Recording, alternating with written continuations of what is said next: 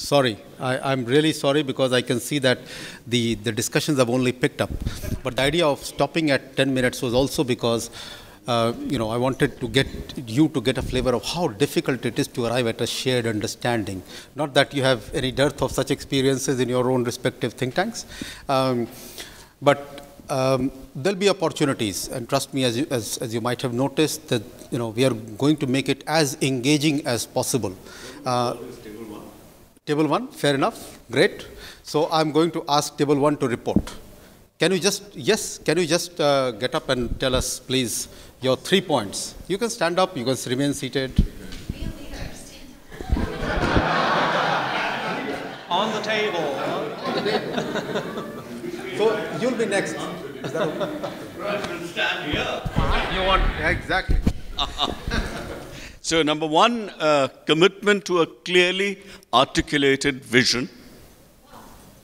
Number 2, decisive. And number 3, to be able to think institutionally, that is to say, to motivate people to act as a team. Great. Thank you. You've set very good standards, completing in 3 minutes. Very good. Great. Thank you, Rajiv. Leader. Thanks, indeed. You've demonstrated it. So you go next? You want to come here? All right. On the microphone. That'd be wonderful. Thank you. So that is Table 2. So we think a good leader must be a team builder, should inspire, and should have integrity. 2, a good leader must be able to articulate a vision that is inclusive. It includes all the members of the team. And the 3rd one is that a good leader must be a good communicator. Perfect. Thank you. Wow, excellent standards being set up. Now it's your turn. Thank you. We came up with a number of characteristics, but we've been able to summarize them under 3 major generic headings. 1 is balance decisiveness with patience. I think this is something which has come up. So it's decisiveness with patience. And 2nd, we talk about mentorship, which would be inclusive, motivational, and also bring in the emotional intelligence under this particular heading. So you basically being able to communicate with people, being able to understand people, and be inclusive. And finally, this is also something which has come up, is to have long-term vision, and this would basically also bring in the knowledge management side of things. So basically, long-term vision, but also being able to manage the knowledge aspect of it, which is critical to effective leadership. Yeah. Thank you.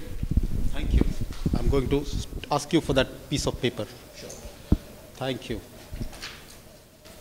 Well, it's amazing the kind of congruence that we have across the table on top 3. Thanks a lot. On top 3 characteristics, I mean, vision, whether it's inclusive, motivational team, decisiveness, balance, articulation, communication. I mean, they are just some of the things that I noted, and I think it's pretty much what we have. So, Sue, may I ask you to first respond to is there a specific preference that you have from what you've heard? No? Okay. Got something so, to add? Okay. So why don't you, it would be useful for us to hear on your reflections of, from your work with a variety of institutions, how you have seen some of these characteristics of leadership, vision, decisiveness, motivational the importance of building up a motivated team, articulation, communication. How have you seen it being practiced across different institutions? And if I may request you, being the only woman panelist, to also reflect on a little bit on, the gender aspects of leadership. Okay. So, 5 minutes. 5 minutes. Okay, this is, sorry. This is the 5, can you, is this working? Yes, yeah. It's okay, working. great. All right, this is the 5-minute one. Thanks. I thought it was the short one. That's fine. Just a little comment about something that I heard not now, but this morning. And that was the thing about the need for think tanks to be able to work politically and also intellectually, to work with politics and to work with research. And sometimes these processes, or they're very different processes, and they might be at odds with each other. So I thought about a story I'd like to tell you about, and it picks up on some of the characteristics that have been reported on here, particularly the one about team building. Although that might be because I was also doing my gender task, and I thought, does it matter whether think tanks are led by women or by men? And I have to say that in my work experience, which is largely when I've worked with research, intellectual organizations and think tanks, it's been largely in the South African context. I can't say that the gender of the leadership of these organizations has been much of an issue. I think gender is a key hot political issue when it comes to the research agenda and the policy influencing agenda that you're electing to pursue or not. But the actual person, I haven't noticed much around gender identity. Except, because then I thought, no, I must do my task, I must think more. There is the issue of gender qualities, the features that are traditionally ascribed to men or to women or to the masculine or to the feminine ways. And there's something then I found some quite interesting things. Because I think a key question that when you're trying to lead a group of researchers in common cause might be characterized by that question, how do you build a team of hares? Or how do you manage hares or rabbits? I've heard people often say it, but it's quite difficult to herd rabbits, actually. You can't put them into a team because they all want to go in their own direction. And I think that's something that people who are trying to manage or lead researchers might resonate with quite well. In an organization that I worked with, it was housed in a university. It was a South African organization led by a white male professor with an impeccable academic record, and he was getting on. It happens to be he was also a revolutionary. I mean, he generationally came from the period of the South African struggle, but he fit a particular profile, which was male, white, old, and a traditional researcher. And the organization was characterized by two really marked things. The one was intensely competitive, huge isolation, anxiety. People felt tremendously alone. And actually, if you looked at it quite coolly, a lot of it was because of the tremendous pressure people were under, and that ties up with something else that's been discussed this week about the difference between doing core business and doing projects and the extent to which donor contracts actually drive the research process. So people were freaking out because they were all project managers. They were primarily project managers, not primarily researchers. But in that context, that incredibly heated and difficult and unsupported context, they experienced all of these unfortunate things as manifestations of race, gender, age, and even politics started to be questioned, particularly of the director. He was started to be seen as a conservative traditionalist and perhaps even a racist. The other nasty feature happening in this organization is that administratively it was tremendously weak. There was, I think it was 2 or 3 secretaries to about 25 researchers. There was no senior management outside of this exhausted professor. And so what happened, and this again is it's an outcome of an historical process of making lean organizations, but what you had is a whole lot of very highly paid, skittish, highly strung PhDs and fancy master's people doing a lot of menial administrative work and feeling incredibly resentful about it.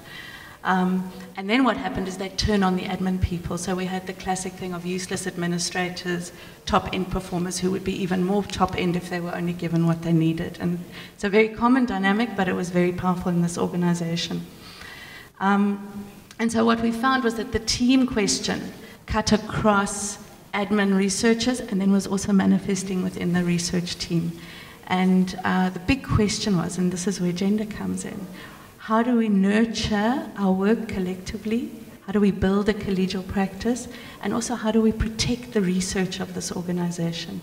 Protect the individual researchers, but protect the research practice as well. And then how do we nurture it? How do we nurture the researchers themselves, the new researchers, little up-and-coming ones in South Africa, emerging researchers, young black women coming into a terrain that's been traditionally dominated by white men. And then for me, a big question, how do we nurture the practice itself? And what happened was, led by another senior white man, is he started doing things differently. And there were some very simple things which I won't talk about now because I know we're running out of time. No. Should I Please carry go. just Yes, talk about it a please, bit? please do. The one thing that was different from that he had that was not in common with the director is that he had discovered an interest in, call it, emotional intelligence. He'd nurtured his own emotional life. He was conscious and aware of the power that he carried as a very, very clever and prominent academic, as a man of a certain age. And so he'd, New Age speak, worked on himself. And he had a really, really keen interest in how this work, this back work, let's call it, translated into his management practice in the organization. He did many things, and the one thing I want to tell you about, and I won't suggest you try it at home necessarily, is because there were a lot of other things going on as well, but he started each staff meeting with a round. He said, instead of us just hitting the agenda and everybody saying, I've got to get out of here, I've got to get back to my office, I can't stand being in this group, let's spend some time together, and each person has a small space to talk about anything that happened. Yeah, it should probably be work-focused, but if you've got stuff happening at home, you can talk about that. But let's hear the news. And the start of the staff meeting would last about an hour, and people would go around and tell their news, and the whole tone of the organization transformed. It relaxed, people started paying attention to each other, they became interested in each other, they cared about each other. And what was really interesting is the business went much faster after that, because there were not a whole lot of silent people frantic to get their thing in. They understood they'd been heard, and they could focus on the agenda. And so the result of opening space for people to connect in a very formal setting, not over lunch only, but actually in the meeting, was that the meetings became much more focused. And so there was a paradoxical thing there of a more traditionally masculine quality emerging out of a leadership practice that integrated traditional masculine with more feminine qualities. So it was a very beautiful exercise, and he's still there. He's since took over as director. And I think that generally that team would acknowledge that their quality of life and their ability to do research has transformed in the 8 or so years that this process has been underway. Great. Thank you. Thank you very much.